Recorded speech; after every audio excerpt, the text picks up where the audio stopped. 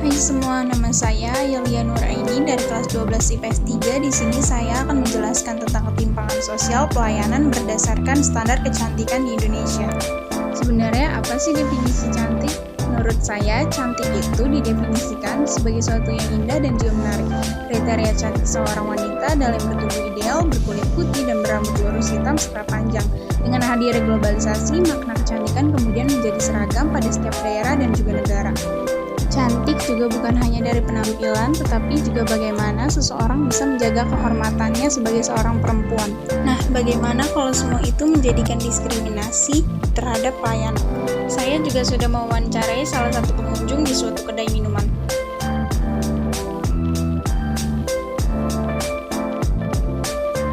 Hai Kak, aku lagi bicara dengan siapa ya Kak? Boleh kenal namanya? Perkenalkan, nama aku Kia dari Universitas Siliwangi. Oke, salam kenal Kak. Sebelumnya aku mau nanya 2 pertanyaan aja nih Kak. Yang pertama, menurut Kakak standar kecantikan itu berpengaruh gak sih terhadap pelayanan dimanapun itu? Menurut aku standar kecantikan itu perlu, apalagi kita tuh di zaman sekarang ya, terkait kayak penampilan itu berpengaruh. Ketika kita melihat seseorang itu atau kita berhadapan dengan seseorang itu harus dengan harus dengan kerapihannya, terus dari attitude-nya, karena kecantikan juga nggak hanya dari luar fisik juga sih, tapi harus dari dalam hatinya juga. Oke, yang kedua nih Kak, opini atau pendapat Kakak tentang kayak misalnya pelayan atau waiters yang kayak ngedahuluin orang yang cantik atau ganteng dulu, itu gimana tuh Kak?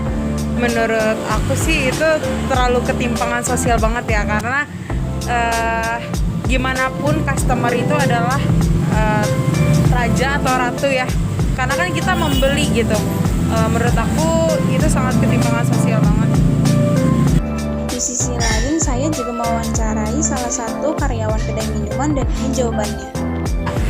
Sebagai karyawan, Kakak itu utamain pelayanannya itu terhadap apa dulu gitu? Kepuasan pelanggan sih, Kepuasan. kayak dengan ramah sopan santunnya sih ya.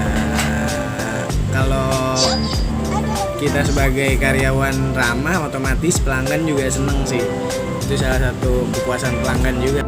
Dari 2 narasumber tersebut bisa disimpulkan bahwa mereka memiliki pandangannya masing-masing. Lalu pelayanan juga tidak bisa dibelah pilih harus berdasarkan apa